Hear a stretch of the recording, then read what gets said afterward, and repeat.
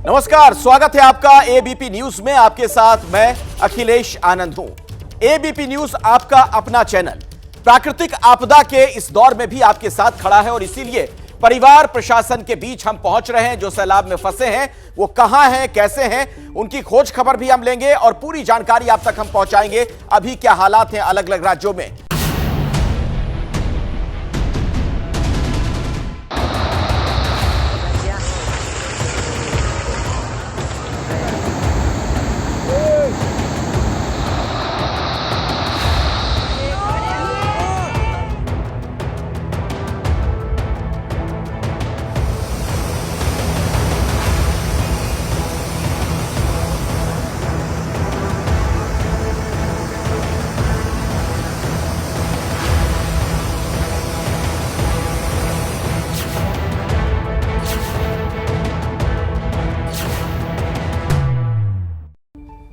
जी हां, जो तस्वीरें आप देख रहे हैं यकीनन बहुत डराने वाली तस्वीर है।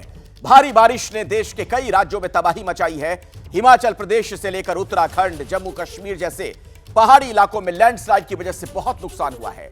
हिमाचल में ब्यास नदी का रौद्र रूप देखने को मिल रहा है तो उत्तराखंड में कई रास्तों को बंद कर देना पड़ा। तो आज की शुरुआत सबसे पहले तबाही की मंजर की तस्वीरों के साथ। हिमाचल प्रदेश की तस्वीर सबसे पहले आपको दिखाएंगे। कुल्लू का एक इलाका, जरा आप देखिए, भुंतर इस इलाके का नाम है। घर की जल समाधि कैसे हो गई वो जरा आप देखिए इन तस्वीरों में। ये भुंतर है हिमाचल प्रदेश में। आप देख रहे हैं हर तरफ सैलाब का सितम है। ऐसा लग रहा है कि ये पानी हर चीज को लील लेने को आतुर है। ये घर जो आप देख रहे हैं किस तरीके से इसकी जल समाधि हो गई, जरा आप देखिए। ये घर वहां पर पानी में समा गया है। जल प्रलय, जी हां, जल प्रलय जैसे हालात नजर आ रहे हैं। ये हिमाचल प्रदेश की तस्वीरें आपको हम दिखा रहे हैं क्योंकि सबसे ज्यादा हिमाचल प्रदेश ही प्रभावित नजर आ रहा है। कुदरत की आफत हिमाचल प्रदेश के सिरमौर की भी है, सिरमौर में भी है। वहां की तस्वीरें भी आपको दिखाते हैं। बाहर ऐसा लग रहा है कि सब कुछ बहा ले जाने को आमादा है। ये देखिए किस तरीके के हालात वहां पर बने हुए हैं। ये तस्वीरें जो आप देख रहे हैं बाढ़ की डरावनी तस्वीर है।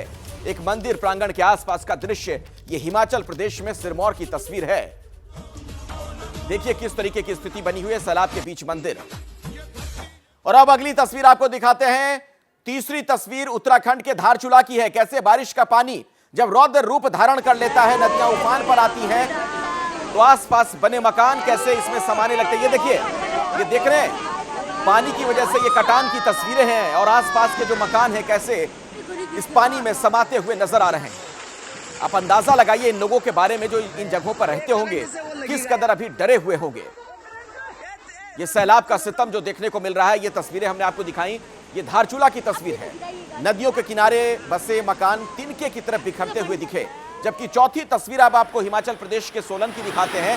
सोलन में बादल फटने के बाद नदी मानो सब कुछ अपने अंदर समा लेना चाहती है। तस्वीरें जरा आप देखिए, बादल फटने के बाद कितना खौफनाक मंजर देखने को मिला है।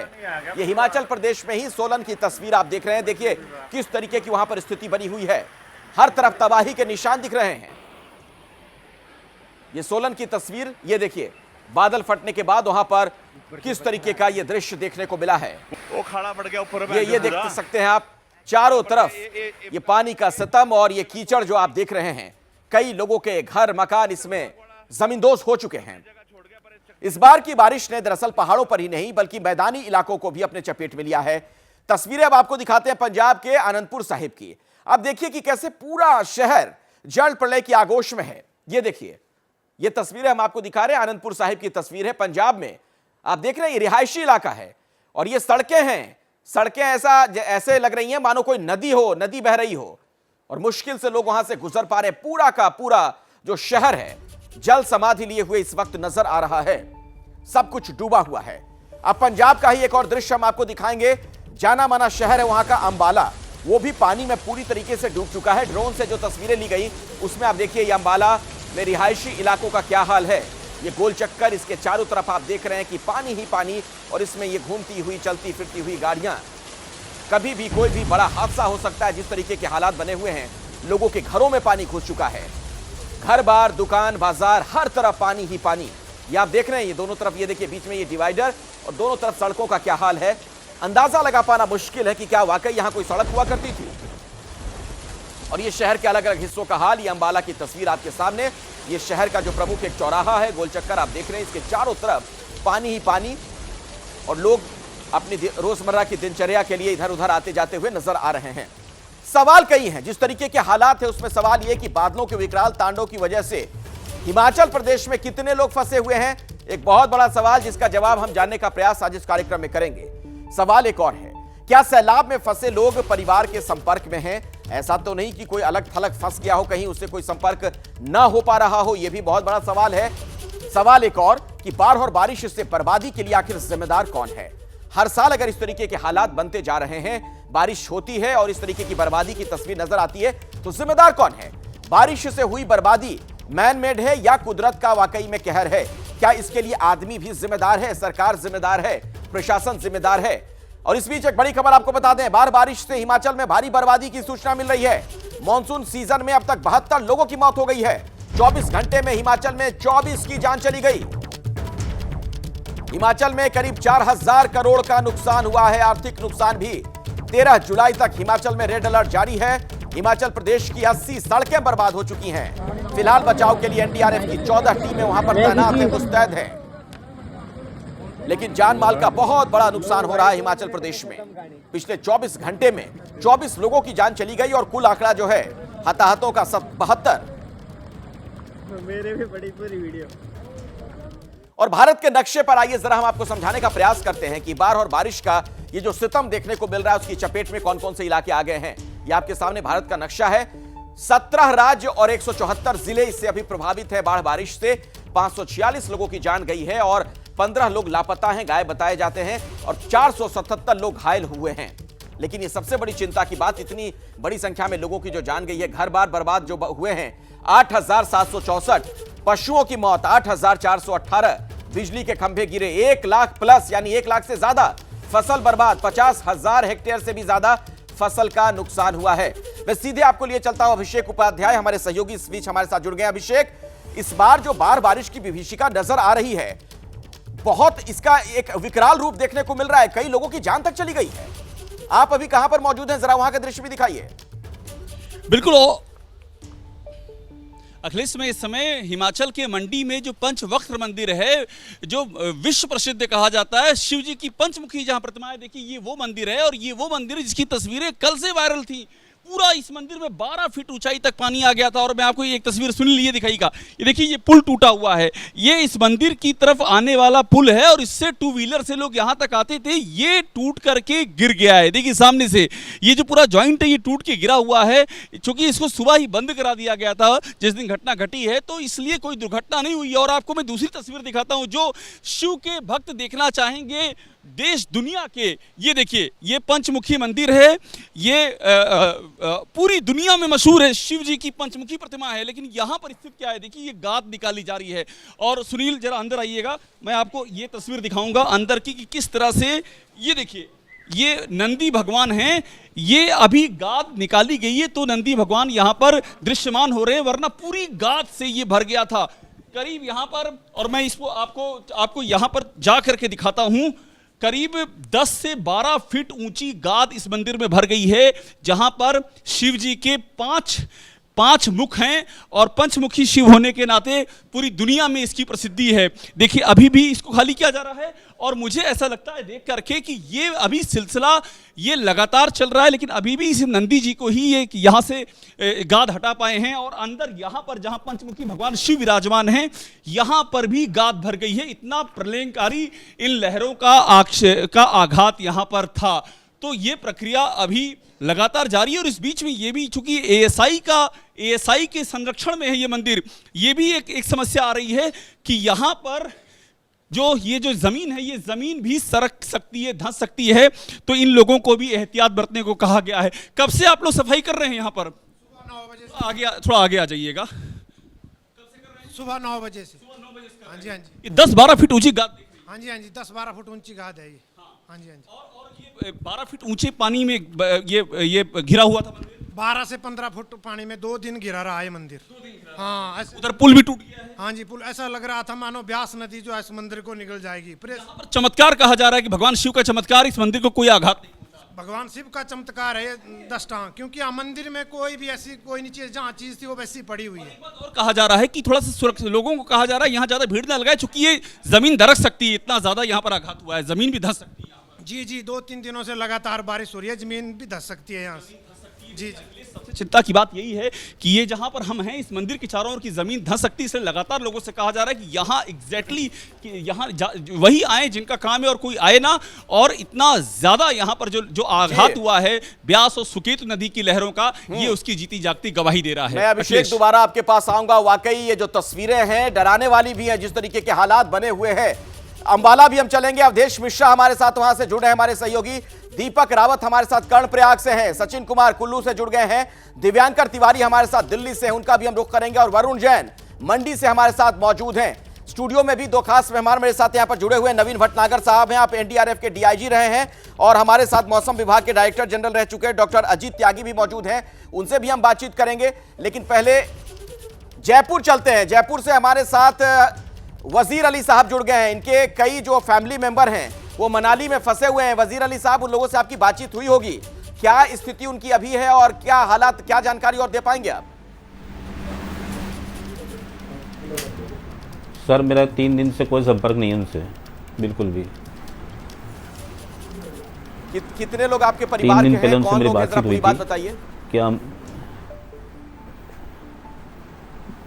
सर मेरे 2 तो नवासी हैं, एक पोती है, बेटे बहू हैं और बेटी दामाद है, मेरी बीवी है, मेरी भतीजी है, तो कुल मिला के सर 10 लोग हैं सर वो। और अभी तक उनका कोई पता नहीं चल रहा सर, कोई संपर्क नहीं है, सारे मोबाइल वगैरह सब बंद हैं, कुछ पता नहीं चल रहा सर। काफ़ी संपर्क करने की कोशिश की कि कुछ नहीं है सर। जिस दिन वो पहुँचे थे तो उन्होंने कहा कि ये हम एक रिसोर्ट में हैं, बहुत अच्छा है, हम सुबह आपको लाइव दिखाएंगे। मैंने कहा ठीक है।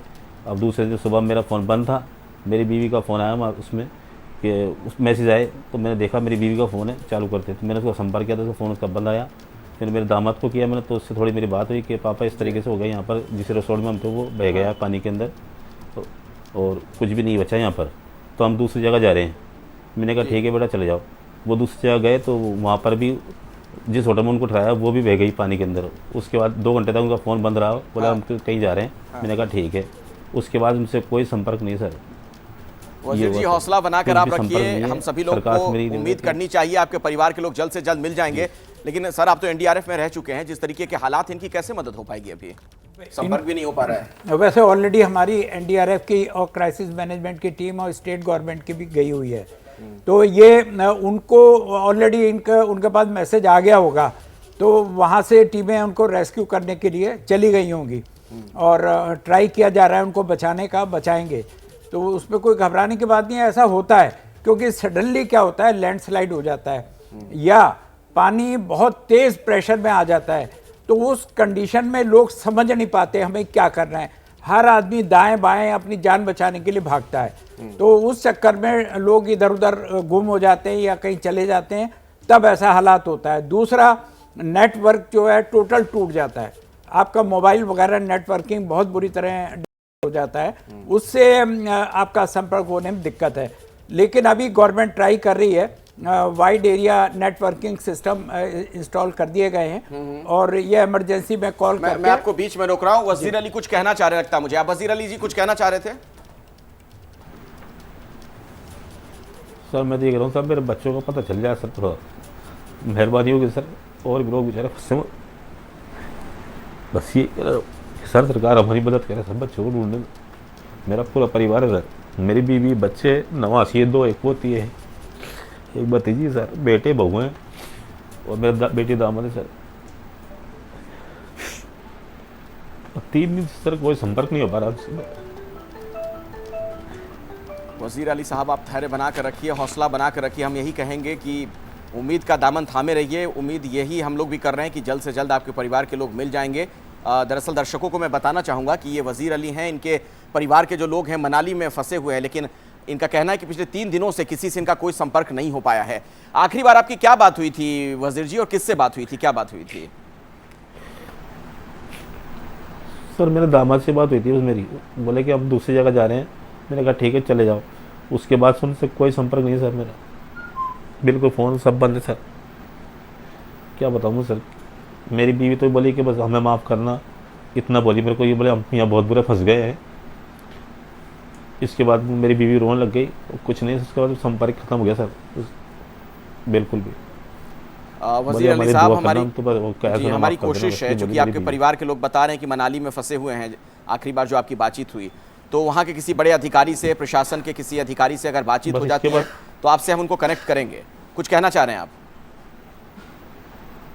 जी सर बस मैं ये कहना चाह रहा हूँ कि मेरे परिवार को बचाया जाए सर, और जो लोग और भी लोग फंसे हुए उनको भी बचाया जाए सर, जितने भी लोग हैं सबके लिए सर, सबके परिवार से मैं तो दुआ करता हूँ सबके परिवार बचे सर, उनकी मदद की जाए सर। खाने पीने को कुछ नहीं है उन लोगों के पास में, मुझे पता है, वो बोले थे हमारे खाने का भी इंतजाम नहीं है इस वक्त यहाँ पर।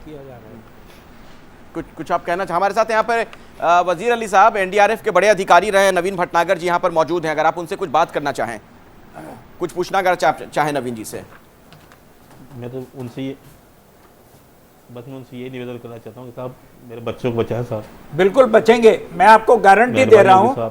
हाँ बिल्कुल बचेंगे, हमारी टीमें वहाँ लगी हुई हैं, स्टेट डिजास्टर अथॉरिटी और उनकी जो टीमें हैं एसडीआरएफ की वो भी वहाँ पर हैं, पुलिस भी है, आर्मी भी लगा दी गई है, इसलिए आपको बिल्कुल घबराना नहीं चाहिए। आपके बच्चे हमारे बच्चे हैं, उनको बचाएंगे, आप धैर्य रखें। मैं आपको इस चैनल के माध्यम से इतना ही बता सकता हूं कि आप अपना शांत रहिए, धैर्य रखिए, हमारे ऊपर विश्वास रखिए, बाकी ऊपर अल्लाह ताला है, उसके हाथ में जो होगा, अल्लाह से दुआएं मांगिए, वो आपकी मदद ज़रूर करेंगे, ठीक है ना, मत रोइए। लेकिन 3 दिन हो गए संपर्क नहीं हो पा रहे, इसका क्या मतलब होता है? ऐसा ही होता है, इसी का नाम ये है, क्राइसिस है। ऐसा आप तो ये कह रहे हैं, हम तो 10-10 दिन 15-15 दिन आइसोलेटेड हो जाते थे, और ऐसा होता है वहाँ लोग कितने ही तो पता ही नहीं चलते जंगल में कहाँ चले गए, कोई बाढ़ की चपेट में आ गया तो पता नहीं कितने किलोमीटर जाके फंस जाता है, उसकी क्या हालत होती है। लेकिन आज की तारीख में हमारी टेक्नोलॉजी इतनी डेवलप हो गई है, आप कहीं भी फंस गए हैं, कहीं भी दूर हैं, तो हम लोग खोज के आपको निकाल लेते हैं, ऐसी कोई बात नहीं है। बाकी ऊपर वाला खुदा है, वो बाकी वो तो मदद करेगा ही, और हमें भी गाइड करता है, ऊपर से शक्ति आती है हमारे पास, हमारी टीमों के पास। हम लोग भी आपके साथ, देखिए आप ऐसे खतरनाक एरियो में जाते हैं जहां हमें नहीं पता कि बच के भी आएंगे, और आते हैं और साथ में लोगों को बचा के आते हैं। बाकी वहाँ इतनी एडिक्वेट अरेंजमेंट है, खाना भी है और हमारे पास मेडिकल सुविधाएं भी हैं और सारी चीजें, घबराएं नहीं प्लीज। मेरे साथ सतवंत अटवाल इस वक्त जुड़ गए हैं हिमाचल प्रदेश से, उनसे वजीर अली साहब कुछ कहना चाहें? सतवंत अटवाल जी। अच्छा, आप डीजीपी हैं? जी हाँ, सतवंत अटवाल जी, वजीर अली जी कुछ कहना चाहेंगे? इनके परिवार के 10 लोग फंसे हुए हैं। जी मैं ये कहना चाहूंगी कि अभी कसोल से हमें आई है, कसोल में पानी कम है, ऊपर एरिया से सभी लोग सेफ हैं, सुरक्षित हैं। अब जो बाकी कुल्लू के एरिया है उससे कांटेक्ट एस्टैब्लिश करने की कवायद जारी है, और चंद्रताल से लोगों को जल्दी निकाल लिया जाएगा, बिफोर द नाइटफॉल आज लोगों को निकाल लिया जाएगा। जी सतवंत जी, मैं आपसे आग्रह करूंगा कि हमारे साथ वजीर अली जी हैं, कुछ आपसे कहना चाह रहे हैं, प्लीज सुनिएगा। इनके परिवार के कुछ लोग वहां मनाली में फंसे हुए, आखिरी बार क्या बात हुई थी, आप कुछ कहना चाहेंगे वजीर अली जी? जी मैं तो कहना चाहता हूँ साहब, मेरे बच्चों को निकाला जाए साहब वहाँ से कैसे भी करके सर, मेहरबानी होगी आप लोगों की। सरकार से मेरी ये निवेदन है कि बच्चों को निकाला जाए साहब, मेरे बच्चे बहुत बुरे फंसे हुए हैं साहब, 2-3 मासूम बच्चे हैं साहब, 3 छोटे, 2 तो नवासी है मेरी, 1 पोती है साहब, एक मेरी बीवी, बच्चे हैं, मेरे बेटे बहू हैं। हिमाचल प्रदेश के डीजीपी हैं सतवंत जी, उनसे आप क्या कह रहे हैं, क्या रिक्वेस्ट कर रहे हैं आप? हाँ जी, मैं इनको मैं तो हाथ जोड़ के निवेदन करना चाहता हूँ कि साहब मेरे बच्चों को बचाया जाए साहब, और जो भी है सब उनको यही है सरकार से निवेदन, साहब बच्चों को बचाया जाए साहब, मेरा परिवार ही खत्म हो जाएगा साहब, कुछ भी नहीं बचेगा साहब। जी सतवंत जी, देख हाथ जोड़ के निवेदन साहब, सिर्फ यही उनको ढूंढना जाए साहब। मैं यही कहना चाहूंगी कि हौसला रखें, अभी इनको चाहिए कि कुल्लू से मंडी रोड अभी खोल दिया गया है लाइट व्हीकल्स के लिए, बीएसएनएल से कांटेक्ट एस्टैब्लिश हो रहा है कुछ जगहों पे, और जल्द ही हम सभी परिवारों को निकालने की कवायद भी शुरू करेंगे। अच्छा, ये कह रहे हैं कि इनका संपर्क नहीं हो पा रहा है, इनके परिवार के लोगों से कैसे कांटेक्ट कर सकते हैं सतवंत जी? जी अभी हमारे जितने सोशल मीडिया हैंडल्स है उन पे रिक्वेस्ट रहेगी कि ये अपना उनके फोटो या उनका लास्ट कांटेक्ट, होटल कहाँ पे वो ठहरे थे या फोन नंबर्स हमें दें, ताकि हम लोग उनको अपने लोग जो फील्ड में हैं उनके थ्रू कांटेक्ट करें। और BSNL का वहाँ पे सिग्नल आ रहा है धीरे धीरे कुछ इलाकों में, उसके अलावा बाकी सर्विसेज भी जल्दी शुरू होंगी, लेकिन अभी मोबाइल सर्विसेज BSNL को छोड़ के बंद है। अच्छा, कोई डेटा या कोई ऐसी इंफॉर्मेशन है आप लोगों के पास जिसके जरिए मतलब ये किसी के संपर्क में आके पता कर सकें, इनके परिवार के लोगों के नाम अगर पता चल जाए कि कहां पर हैं, कैसे हैं? जी देखिए, हमारी सोशल मीडिया साइट पे हम लोग जिन जिन लोगों से इस्टेब्लिश हो रहा है कांटेक्ट, उनके नाम और नंबर डाल रहे हैं। हम लोग होटल ओनर्स से कांटेक्ट इस्टेब्लिश कर रहे हैं और उनके यहाँ जो जो लोग ठहरे हुए हैं उनको कांटेक्ट करके हम लोग सोशल मीडिया में डाल रहे हैं, तो ये चेक करते रहें जी। और अगर इनको नहीं इनके परिवारजनों का मिल मिल पा रहा है तो हमें डिटेल्स दें। जैसे ही हम कांटेक्ट कर पा रहे हैं हम वापस इंफॉर्मेशन डाल रहे हैं सोशल मीडिया में। जी सतवन जी, आप मेरे साथ जुड़े रहे हैं। हमारे साथ एक और दर्शक इस वीक प्रीति जुड़ गई हैं, आप भोपाल से हमारे साथ हैं। प्रीति, क्या कहना चाह रही हैं आप? सर, मेरे भैया का 3 दिन से सर फोन भी नहीं लग रहा है, कुछ पता नहीं है उनका क्या है, कैसे है। कहाँ पर गए थे? वो गए थे सर मनाली, कुंजम होटल में रुके थे सर वो। अच्छा, हिमाचल प्रदेश की जो डीजीपी हैं प्रीति जी, वो हमारे साथ इस वक्त लाइव हैं, फोन लाइन पर हैं, उनसे आप कुछ कहना चाहेंगी? सर मैम, जल्दी से जल्दी हमारे भैया का पता लगाइए सर, कुछ भी पता नहीं चल रहा है। 3 और इंटर्नशिप के लिए आए थे सर वो, उनका नाम महेंद्र पाल सिंह है। मैम आप हौसला रखें, हमारी टीम फील्ड में है, हमारे CM साहब खुद एरियल सर्वे करके जगह जगह पे दिशा निर्देश दे रहे हैं। बार बार हम लोगों को कांटेक्ट एस्टैब्लिश करने का एक फॉर्मूला जो है उसके थ्रू हम लोग कांटेक्ट कर रहे हैं। हम सैटेलाइट फोन और वायरलेस के थ्रू सभी टूरिस्ट से कांटेक्ट एस्टैब्लिश करने की कोशिश में है। जैसे ही हमें इंफॉर्मेशन मिलेगी हम आप तक पहुंचाएंगे। बहरहाल हमारी सोशल मीडिया साइट पे देखते रहें, जिन जिन के नाम हमारे पास आ रहे हैं हम नाम सोशल मीडिया पे डाले जा रहे हैं। ये सोशल मीडिया जो आप बता रही हैं सतवन जी, ये हिमाचल प्रदेश सरकार के जो सोशल मीडिया हैंडल्स हैं उनकी बात कर रही हैं आप? जी, हिमाचल पुलिस के सोशल मीडिया हैंडल्स हैं और हम सरकार के हैंडल्स को भी टैग कर रहे हैं। प्रीति जी, कुछ और कहना चाहेंगे आप? तो प्रीति सिंह से हमारा संपर्क टूट गया है। दरअसल ये वो लोग हैं जो जहां तहां इनके अपने लोग फंसे हुए हैं, कईयों से संपर्क नहीं हो पा रहा है। तस्वीरें यकीनन बहुत डराने वाली, हैरान करने वाली। आप देखिए ना किस तरीके के हालात बने हैं। अगर ऐसे में इसमें पानी में कोई समा जाए, वो कहां से कहां पहुंच जाएगा पता चल पाना उसका बड़ा मुश्किल है। और ऐसे में लोगों की तमाम तरह की चिंताएं अभी भी हैं। और देखिए सर, 3 दिन हो गए, 4 दिन अगर इतना वक्त गुजरता जाएगा तो क्या दिक्कतें तो बढ़ जाएंगी ना। फिर जल्द से जल्द लोगों तक मदद पहुंचे, ये जरूरी है। जब पानी नहीं मिलेगा, गंदा पानी है और वो पिएंगे, खाने को नहीं मिलेगा। हाँ, खाने को नहीं मिलेगा और गंदा पानी पिएंगे तो वैसे बीमार हो जाएंगे। हाँ। और दूसरा, सर्दी बहुत ज्यादा हो जाएगी। और तीसरा ये है कि जब खाने को नहीं मिलेगा तो नेचुरली है कि है ना, उनको बीमारियां हो जाएंगी, डेथ के चांसेस बढ़ जाएंगे। ये हालात क्या अभी बने रहेंगे? क्या आपका अनुमान है, मौसम का पूर्वानुमान? मौसम का पूर्वानुमान ये है कि जो वर्स्ट इज ओवर, जहाँ तक कि वर्षा का पूर्वानुमान और चेतावनी है, धीरे धीरे इसका में सुधार होगा। तो जो भी स्थिति बनी है पिछले 3 दिनों में, वो अब अधिकतम से जो नुकसान होना था वो हो चुका है। अब धीरे धीरे स्थिति में सुधार होगा और जो रेस्क्यू ऑपरेशंस हैं उनको मदद चलिए, मिलेगी। ये बड़ी अच्छी बात आप बता रहे हैं, एक सुकून वाली बात है कि आने वाले दिनों में मौसम के हालात जो हैं बेहतर होंगे। जरा अंबाला चलते हैं अवधेश मिश्रा के पास। अवधेश, किस तरीके की स्थिति वहां बनी पड़ी है, तस्वीरें भी दिखाइए। बिल्कुल अखिलेश, थोड़ी सी राहत की बात है, जैसा कि मौसम विभाग के जो एक्सपर्ट बता रहे थे। अब जो वाटर का लेवल है वो कम हो रहा है। ये अंबाला की नई सब्जी मंडी है। अभी जब सुबह हम यहाँ पर आए थे तो ये जो गेट आपको दिख रहे हैं, गेट डूबे हुए थे, लेकिन वाटर लेवल काफी नीचे आया है।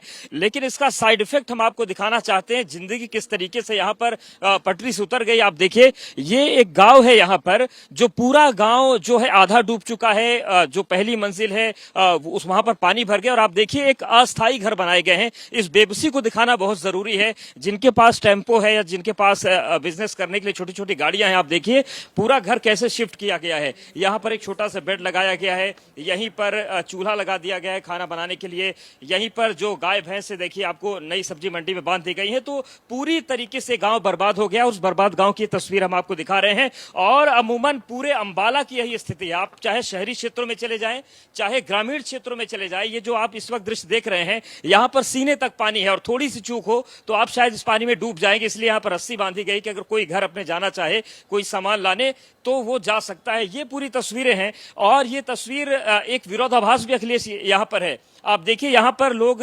पानी भरा हुआ है, टेम्पो में घर बना रहे हैं और देखिए बगल में विकास का जो हाईवे है वहां पर तेज रफ्तार गाड़ियां रफ्तार बह रही हैं। यानी कि एक तरफ तो हाईवे है, बगल में चल रहा है, लेकिन उसके ठीक बगल पूरी जिंदगी आ चुकी है। आप देखिए जो गांव के लोग हैं, इन लोगों ने सारी गृहस्थी हाईवे के किनारे बसा ली है और ये सारे लोग देखिए। अब देश में आपको बीच में रोक रहा हूं, तस्वीरें देखने दोबारा आपके पास आएंगे। यशपाल, एक दर्शक हमारे साथ जुड़ रहे हैं इस वक्त मनाली से, वहां पर वो फंसे हुए हैं। यशपाल, आप कहां पर हैं? एग्जैक्ट लोकेशन आपकी क्या है और किस तरह की स्थिति वहां पर है अभी?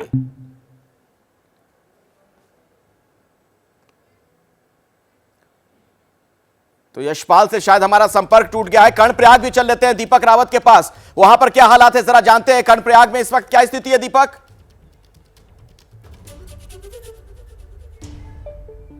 तो कर्णप्रयाग से दीपक हमारे साथ अभी नहीं जुड़ पा रहे हैं। सचिन कुमार अगर मुझे सुन पा रहे हो कुल्लू से हमारे साथ मौजूद है। सचिन, कुल्लू में क्या स्थिति है?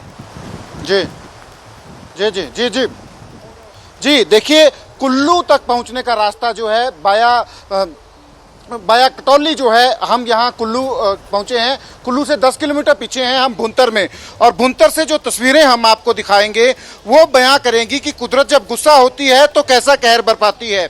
ये असल में जो आप देख रहे हैं ये दो नदियां हैं।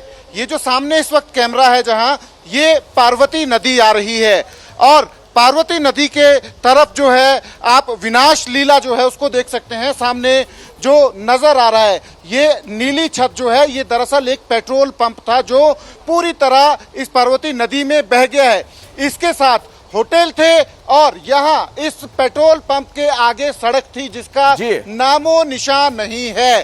तो ये विभीषिका पार्वती नदी की वजह से हुई है। और पार्वती के साथ सचिन, मैं दोबारा आपके पास लौटूंगा, लेकिन हम जरा आयुषी का रुख करना चाहेंगे। हमारी एक दर्शक हमारे साथ जुड़ गई हैं, इनके जो परिजन है वो मनाली में फंसे हुए हैं। आयुषी, कहां पे हैं वो लोग? आपकी क्या बातचीत आखिरी बार उनसे हुई?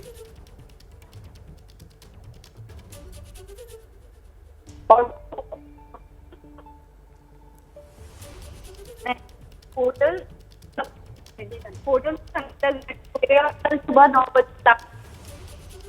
आपके ऑडियो में थोड़ी दिक्कत है, कोशिश करते हैं कि दोबारा आपसे बात हो पाए।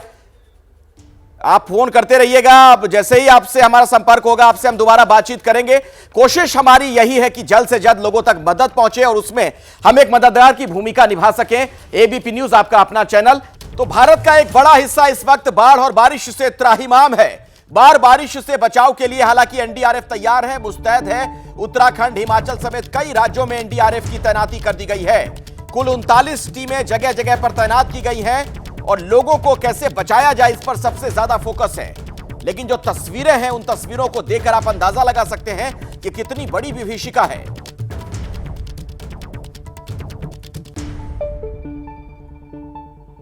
और इस बीच हमारे साथ लुधियाना से मोहनलाल जुड़ गए हैं। मोहनलाल जी, आपके कौन लोग हैं जो फंसे हुए हैं और कहां पर फंसे हुए हैं? सर जी, हमारा बेटा है, हमारे बेटे हैं, 5 बंदे हैं जी हमारे। मतलब एक मेरा बेटा है, 4 बच्चे के दोस्त है साथ में। वो मतलब मनाली से इतवार को बात हुई थी हमारी संडे को 6 बजे से। वो बोले कि हम अभी चल पड़े वहां से।